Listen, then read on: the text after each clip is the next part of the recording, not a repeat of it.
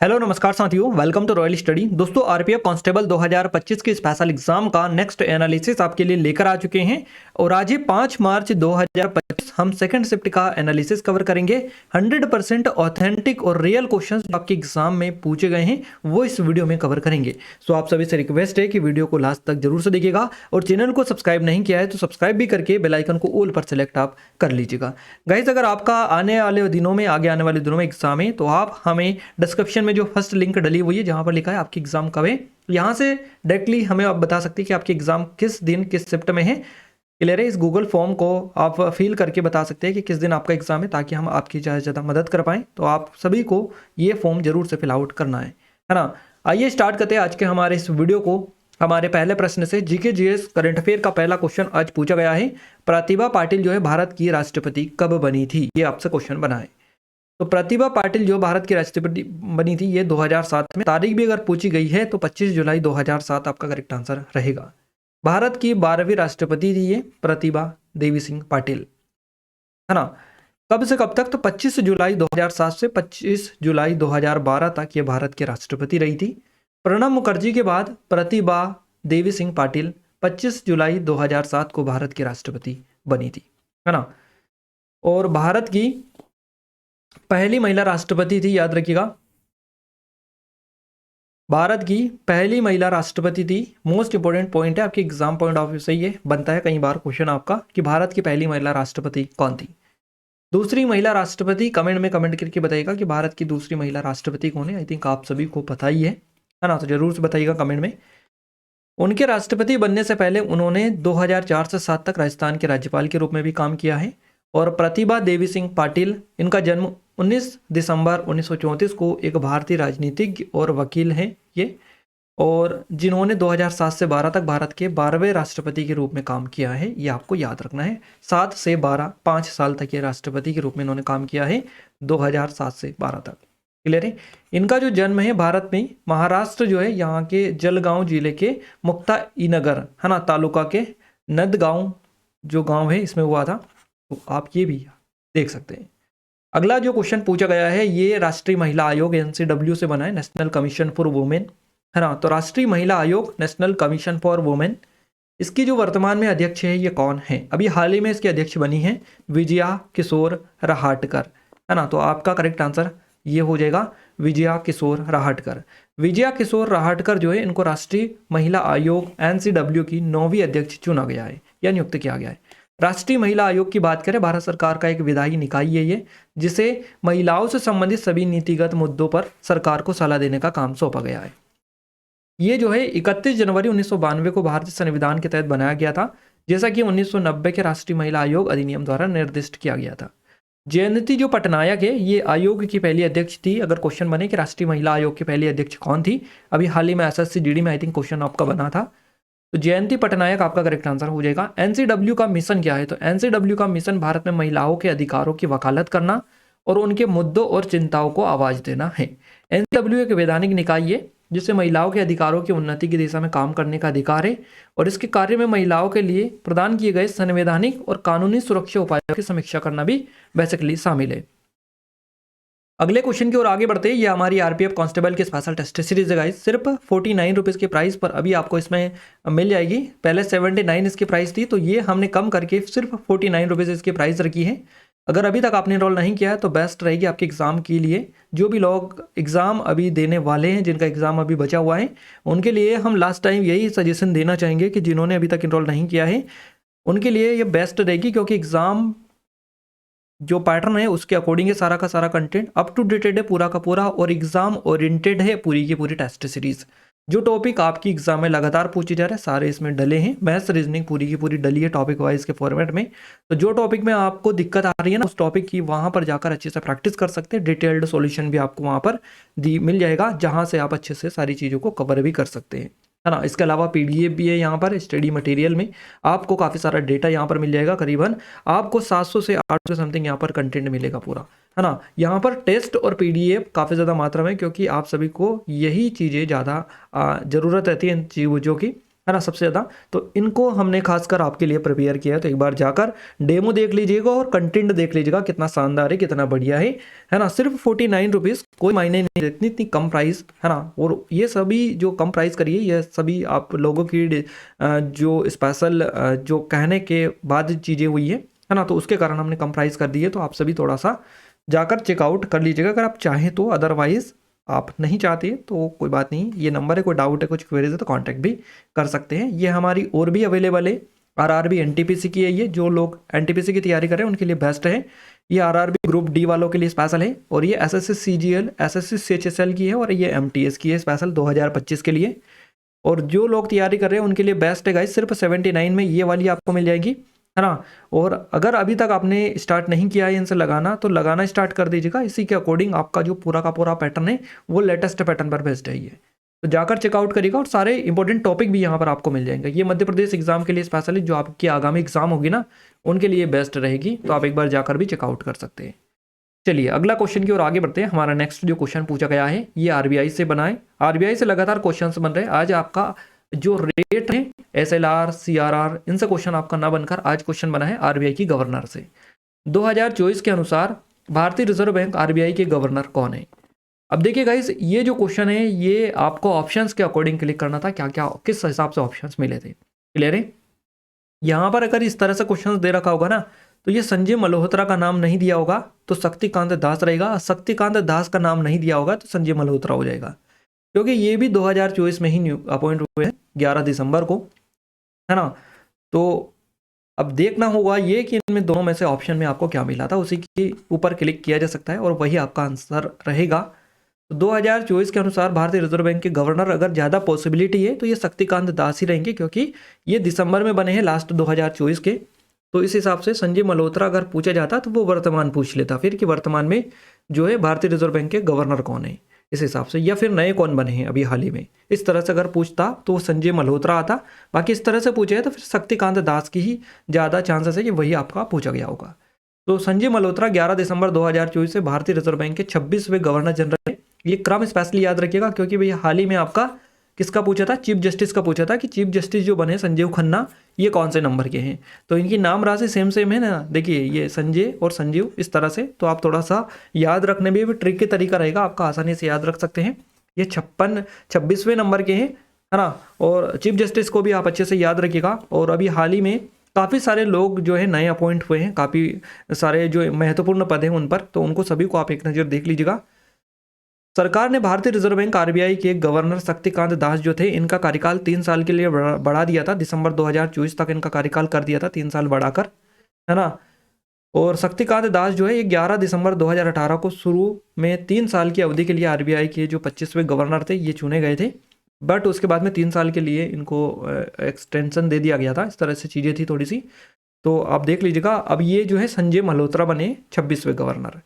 केंद्रीय बैंक में अपनी नियुक्ति से पहले जो है ये जो शक्तिकांत दास की यहाँ पर बात की जा रही है, जो केंद्रीय बैंक में अपनी नियुक्ति से पहले जो शक्तिकांत दास है 15वें वित्त आयोग के सदस्य और भारत के G20 शेरपा के रूप में भी कार्य इन्होंने किया था। तो ये आपको इनके बारे में याद रखना है। अगले क्वेश्चन की ओर आगे बढ़ते हैं गाइस। नेक्स्ट जो क्वेश्चन पूछा गया है ये क्वेश्चन बना है, इनमें से कौन सी जो रचना है तुलसीदास जी की नहीं है। अब एग्जैक्ट ऑप्शंस तो हमें नहीं मिले हैं कि तो हम आपको राइट आंसर बता पाते, बाकी हम आपको यहाँ पर इनकी जो भी रचनाएं हैं तुलसीदास जी की वो बता देते ताकि आपको इनमें से जो भी अलग मिली होगी वो आंसर आपका रहेगा। तो गोस्वामी तुलसीदास जी ने कई रचनाएं लिखी है, जिनमें रामचरितमानस सबसे महत्वपूर्ण है, कवितावली, गीतावली, विनय पत्रिका, ये तो आप सभी को पता ही होगी, है ना। रामचरितमानस, कवितावली, गीतावली, विनय पत्रिका। अब सतसई का है, इसके अलावा छंदावली रामायण है, कुंडलिया रामायण और राम सलाका, रामलला, नहचू और बरवे रामायण, ये भी इनकी ही रचनाएं हैं गोस्वामी तुलसीदास जी की। तो आप याद रख लीजिएगा इन सभी को। इन सभी के अलावा अगर और कोई मिली होगी आपको तो आपका करेक्ट आंसर वही हो जाएगा। तुलसीदास ने रामायण, गोस्वामी तुलसीदास जी ने रामायण के आधार पर अवधी भाषा में रामचरितमानस लिखा है और रामचरितमानस को अवधी साहित्य की एक महान कृति माना जाता है। तुलसीदास जी ने यानी कि तुलसीदास की गीतात्मक शैली और हिंदू धर्म दर्शन की उनकी यह गहरी समझ ने रामचरितमानस को हिंदी साहित्य की सबसे लोकप्रिय और प्रभावशाली कृतियों में से एक बना दिया। आइए नेक्स्ट क्वेश्चन देखते हैं। उससे पहले ये ब्रजभाषा तुलसीदास ने ब्रज भाषा में कृष्ण गीतावली, साहित्य रत्न, दोहावली, वैराग्य संदीपनी और विनय पत्रिका जैसी रचनाएं भी इन्होंने लिखी है, तो ये भी आप देख लीजिएगा। अगला जो क्वेश्चन बना है ये पूछा गया है 32 विधानसभा सीटें किस राज्य में है ना, किस राज्य में 32 विधानसभा सीटें हैं, तो ये सिक्किम में देखने को मिलती हैं। सिक्किम में एक असामयिक विधानसभा है, अधिकांश अन्य भारतीय राज्यों की तरह सिक्किम विधानसभा भी है। 32 सीटों में एक संघ की के लिए आरक्षित सीट है यहाँ पर, है ना। तो 32 सीटों वाला जो स्टेट है ये सिक्किम है। सिक्किम में भारतीय राष्ट्रीय द्विसदनी विधायिका लोकसभा राज्यसभा के 2 कक्षों में से प्रत्येक में एक सीट है। राज्यसभा और लोकसभा दोनों में एक एक सीट यहाँ पर है। अगला जो क्वेश्चन बना है ये पूछा गया है किस पंचवर्षीय योजना में उद्योगों पर मुख्य जोर दिया गया। तो जो पंचवर्षीय योजना है इसमें मुख्य जोर जो उद्योगों पर दिया गया, यह दूसरी पंचवर्षीय योजना थी। उद्योग क्षेत्र को दूसरी पंचवर्षीय योजना में मुख्य जोर दिया गया था। औद्योगिक क्षेत्र के रूप में जाना जाने वाली अर्थव्यवस्था का एक हिस्सा उन कंपनियों से बना जो अपने माल के उत्पादन, परिवहन या निर्माण के अन्य कंपनियों की मदद करते हैं, क्योंकि वे औद्योगिक क्षेत्र अपने माल और सेवाओं को अन्य कंपनियों को सीधे ग्राहकों के बजाय बेचते हैं, है ना। और इसे द्वितीयक क्षेत्र के रूप में जाना जाता है। अगला जो क्वेश्चन है ये आपका रबी फसल से बना है। रबी की फसल कब आती है? तो रबी की जो फसल है ये अक्टूबर से दिसंबर में बोई जाती है। क्वेश्चन इस तरह से बना था कि रबी की जो फसल है कब बोई जाती है, तो अक्टूबर से दिसंबर में बोई जाती है और अप्रैल से जून के बीच में ये जो है काटी जाती है। तो दोनों हमने एक साथ कवर करवा दिया आपका बोई और काटी वाला, क्योंकि आपका क्वेश्चन बन सकता है। आप खरीफ का आप देख के रखिएगा आगे से। रबी की फसल अक्टूबर से दिसंबर तक बीच में बोई जाती है और अप्रैल से जून के बीच में काटी जाती है। रबी की फसलें सर्दियों में उगाई जाती है ना, सर्दियों के मौसम में। तो मौसम भी आपसे पूछे जा सकता है। रबी की फसलों में गेहूं, जौ, मटर, चना, सरसों अल जाती है। इसके अलावा रबी की फसलें उगाने के लिए जरूरी बातें आपको पता होनी चाहिए। सर्दी और पर्याप्त सिंचाई की जरूरत होती है रबी की फसलों में, और रबी की फसलों को बढ़ाने के लिए कम पानी की जरूरत होती है ना। ऐसा नहीं कि आप पानी डालकर छोड़ दिया, कम पानी की, हाँ साथ पर्याप्त पानी से यहाँ पर मतलब है जितनी आवश्यकता है उतना पर्याप्त पानी की जरूरत होती है ना, और कम पानी की आवश्यकता होती है ना। तो आप याद रखिएगा। अगला क्वेश्चन हमारा निकल कर आ रहा है 2024 में भारत ने किसके साथ वायुयान सेवाओं की शुरुआत की? तो भूटान करेक्ट आंसर रहेगा। 2024 में भारत ने भूटान के साथ वायुयान सेवाओं की शुरुआत की थी, और इस नए हवाई मार्ग का उद्देश्य भारत और भूटान के बीच कनेक्टिविटी को और बेहतर बनाना, जिससे दोनों देशों के बीच यात्रा, व्यापार, पर्यटन को बढ़ावा मिले। ये भूटान से भारत आने जाने वाले यात्रियों के लिए एक नई सुविधा है। अगला क्वेश्चन जो पूछा गया ये आपका है इनमें से कौन स्वतंत्र भारत की पहली महिला कैबिनेट मंत्री थी? ये क्वेश्चन बना था। भारत की पहली महिला कैबिनेट मंत्री कौन थी? इनका नाम क्या है? राजकुमारी अमृता कौर। राजकुमारी, है ना, अमृता कौर, याद रखिएगा। राजकुमारी अमृता कौर इनका नाम आप याद रखिएगा। ये जो है भारत की पहली महिला कैबिनेट मंत्री है। क्लियर है। तो 15 अगस्त 1947 को गठित जवाहरलाल नेहरू के पहले मंत्रिमंडल में राजकुमारी अमृता कौर जो है एकमात्र महिला कैबिनेट मंत्री थी। राजकुमारी अमृता कौर ने स्वास्थ्य मंत्री का पद संभाला और स्वतंत्र भारत के पहले और दूसरे मंत्रिमंडल में 10 वर्षों तक इन्होंने सेवा की है। स्वास्थ्य मंत्री के रूप में उन्होंने एम्स की स्थापना में महत्वपूर्ण भूमिका निभाई। साथ ही 1957 में इसके अध्यक्ष के रूप में पहली शासी निकाय की बैठक की अध्यक्षता भी इन्होंने की थी।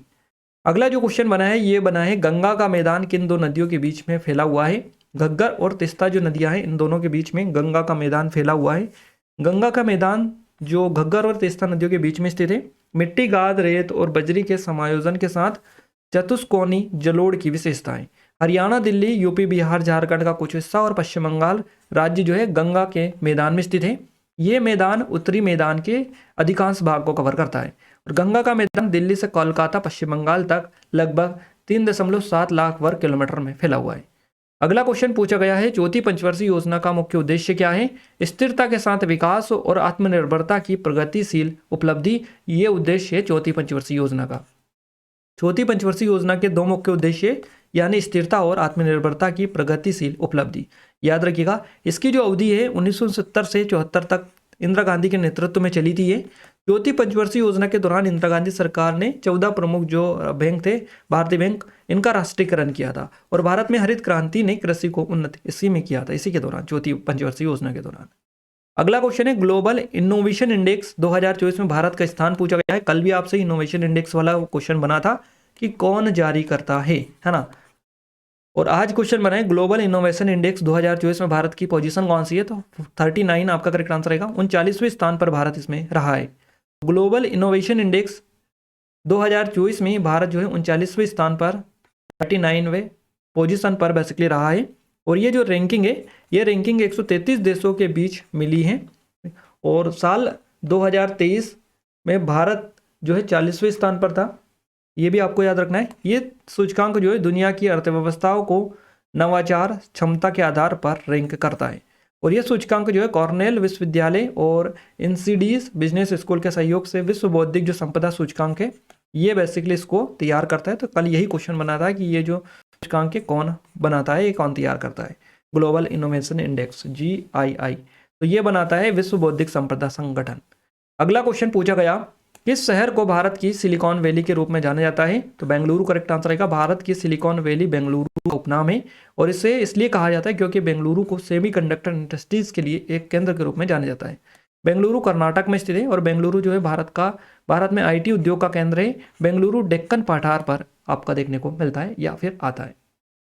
चलिए अगला जो क्वेश्चन पूछा गया है, ये पूछा गया सागा दाव त्योहार किस राज्य का एक सबसे महत्वपूर्ण त्योहार है? सिक्किम करेक्ट आंसर रहेगा। सागा दाव त्योहार सिक्किम में सबसे महत्वपूर्ण त्योहारों में से एक है। लासोंग त्योहार फसल के मौसम के अंत और ग्रामीण सिक्किम में तिब्बत नववर्ष जो है तिब्बती वर्ष 10वें महीने के अंत में मनाया जाता है। इस त्योहार के दौरान सिक्किम के जो लोग होते हैं ये चाम नृत्य किया जाता है इनके द्वारा। अगला क्वेश्चन पूछा गया, संविधान का 7वां भाग किससे संबंधित है? तो पहली अनुसूची के भाग B के राज्य से संबंधित था, है ना। भारतीय संविधान का भाग 7वां भाग जो है 7वां भाग पहली अनुसूची के भाग B के राज्य से संबंधित था। इसे संविधान 7वां संशोधन अधिनियम 1956 द्वारा निरस्त कर दिया गया था और यह संविधान का एकमात्र ऐसा भाग है जिसे पूरी तरह से हटा दिया गया। अगला क्वेश्चन पूछा गया, वेदों की ओर लौटो का नारा किसके द्वारा दिया गया था? तो ये नारा दिया था स्वामी दयानंद सरस्वती ने।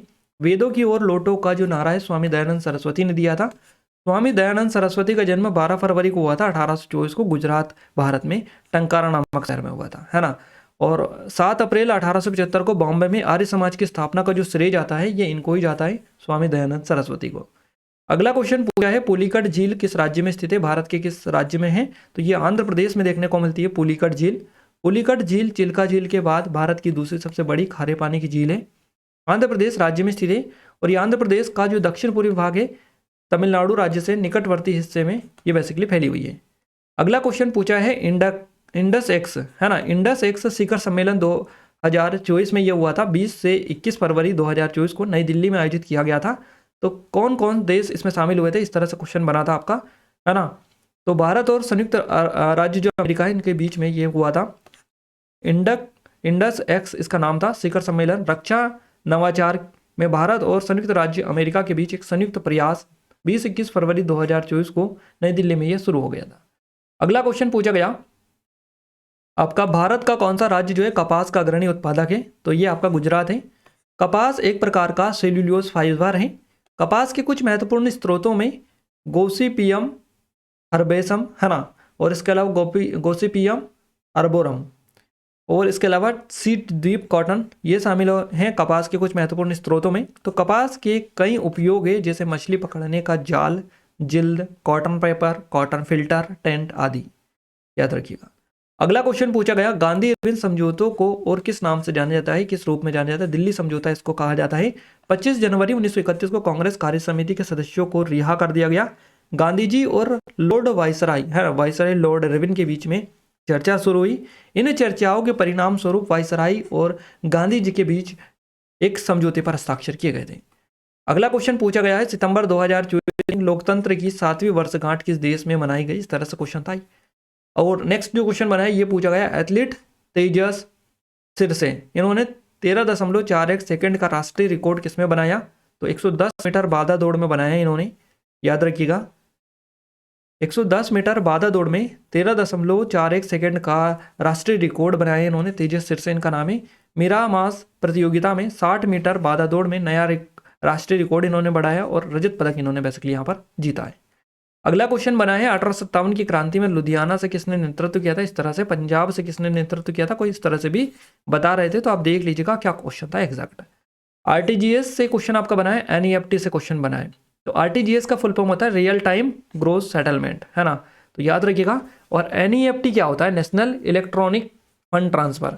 ये दोनों ही पेमेंट गेटवे हैं, इनके द्वारा पेमेंट की जाती है। दोनों ही भारतीय बैंकों द्वारा इलेक्ट्रॉनिक रूप से धन हस्तांतरण की प्रणालियां हैं, है ना।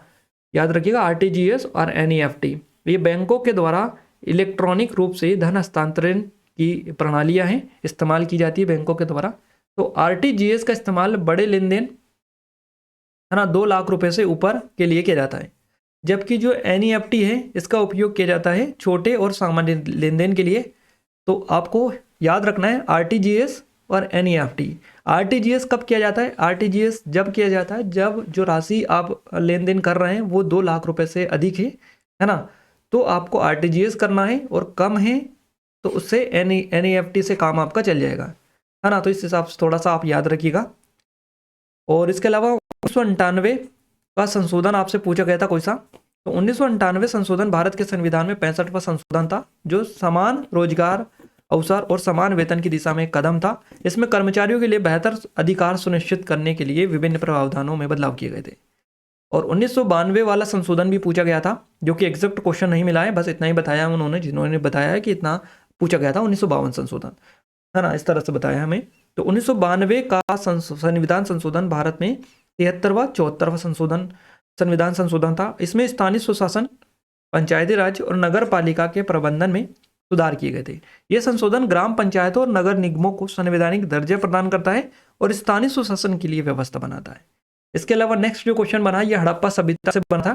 क्लियर है?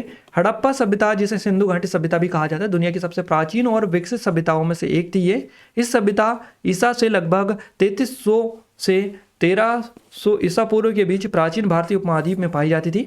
इसके प्रमुख स्थल जो है हड़प्पा और मोहनजोदड़ो थे। तो ये कुछ और क्वेश्चंस थे जो कि एक्स्ट्रा हमने आपको बताए, जो हमें मिले थे टॉपिक, उनका भी हमने कवर करवा दिया है। बाकी कोशिश करिए कि पूरे के पूरे क्वेश्चंस आपको कवर करवा पाएं, है ना। सब लगभग जितने भी क्वेश्चंस थे सारे हमने आपको कवर करवा दिए। आई थिंक यहाँ से काफ़ी ज़्यादा हेल्प आपको मिली होगी क्वेश्चंस को कवर करने के बाद में, पैटर्न को समझने में। अब मैथ्स रीजनिंग की ओर आगे भी बढ़ते हैं, उनको भी कवर कर लेते हैं। ये हमारी स्पेशल टेस्ट सीरीज है, जो कि सिर्फ 49 रुपीज़ की प्राइस पर आप इसमें इनरोल कर सकते हैं। बेस्ट टाइम है आपके लिए परचेस करने का, क्योंकि जितना भी कंटेंट है वो आपकी एग्जाम के ओरिएंटेड है सारा का सारा। तो एक बार आप खुद जाकर डेमो चेक कर लीजिएगा, आपको बिलीव हो जाएगा कितना एडवांस टेस्ट सीरीज है, और बिल्कुल नॉमिनल प्राइस में, यानी कि कम से कम प्राइस में। अगर आप देखेंगे ना इससे अगर आकलन करेंगे ना कंटेंट से, तो आप इसको बोलेंगे कि क्या प्राइस रखी है यार इन्होंने, है ना, ऐसा ही बोलेंगे, क्योंकि ये कुछ भी नहीं है कंटेंट के मुताबिक। तो कंटेंट पहले आप जाकर देखिएगा, फिर आप प्राइस से कंपेयर करिएगा, तब आपको पता चलेगा कितनी एडवांस टेस्ट सीरीज है ना। इतनी बढ़िया और शानदार टेस्ट सीरीज पूरे इसमें कहीं भी आपको नहीं मिलेगी, जो इतना ज़्यादा, इतनी कम प्राइस में और इतना बढ़िया और इतना शानदार कंटेंट आपको प्रोवाइड करते हैं, है ना। ये नंबर है, कोई डाउट है, कुछ क्वेरी तो कॉन्टैक्ट भी कर सकते हैं, डिस्क्रिप्शन में लिंक है, जाकर चेकआउट कर सकते हैं। ये हमारी आरआरबी एनटीपीसी के लिए स्पेशल है, इसके भी लिंक का डिस्क्रिप्शन में डालिए। सिर्फ 79 रुपीज़ की प्राइस पर आपको मिल जाएगी। और ये आरआरबी ग्रुप डी की हमारी स्पेशल है, ये एसएससी सीजीएल की है, एसएससी सीएचएसएल की है, और ये एसएससी एमटीएस के लिए अवेलेबल है ना। और ये मध्य प्रदेश एग्जाम के लिए स्पेशल है, इनके भी लिंक डिस्क्रिप्शन में डालिए, जाकर चेकआउट कर सकते हैं आप सभी लोग। मैथ्स की अगर अपन बात करें, ये हमारे 25 रुपीज़ की स्पेशल ई बुक है, जो कि सिर्फ 25 रुपीज़ में आपको 1500 से भी अधिक लेटेस्ट क्वेश्चंस यहाँ से आपको कवर करवा दिए, है ना। तो आप जरूर से एक बार चेकआउट करिएगा, डिस्क्रिप्शन में लिंक है। डेमो भी डला है एप्लीकेशन पर, ई बुक वाले सेक्शन में जाकर व्यू डेमो जो है उस पर क्लिक करके डेमो भी देख सकते हैं। मैथ्स की बात करते हैं, मैथ्स का नंबर जो सिस्टम वाला टॉपिक है, 6 से 2 क्वेश्चन बने हैं। रेशियो प्रोपोर्शन से आपका 1 क्वेश्चन बना है, मेंसुरेशन से 2 हेक्सागन वाले क्वेश्चन बने, 1 क्वेश्चन बना है हेक्सागन वाला है। और इसके अलावा टाइम एंड वर्क से 1 क्वेश्चन पूछा गया है। SICI से 1 क्वेश्चन था आपका, एवरेज से 2 से 3, परसेंटेज से भी 2 से 3 क्वेश्चन थे, प्रॉफिट एंड लॉस से 3 से 4 क्वेश्चन थे। इसके अलावा फंडामेंटल अरिथमेटिकल ऑपरेशन है, इससे 2 से 3 क्वेश्चन पूछे गए। बात करें रीजनिंग में, तो एनालॉजी से 1 क्वेश्चन था, सीरीज से 3 क्वेश्चन थे, कोडिंग डिकोडिंग से 3 क्वेश्चन थे, पजल एंड सिटिंग अरेंजमेंट से 4 से 5 क्वेश्चन पूछे गए। इसके अलावा ब्लड रिलेशन से 2 से 3 क्वेश्चन थे, डायरेक्शन एंड डिस्टेंस से 2 क्वेश्चन आपके पूछे गए, और वेन डायग्राम से 3 क्वेश्चन थे, फिलोसफी से 1 क्वेश्चन आपका पूछा गया, मैथमेटिकल ऑपरेशन से 2 क्वेश्चन पूछे गए, नंबर एंड अल्फाबेटिकल सीरीज से 3 क्वेश्चन थे, और स्टेटमेंट एंड कंक्लूजन से 1 क्वेश्चन आपका पूछा गया।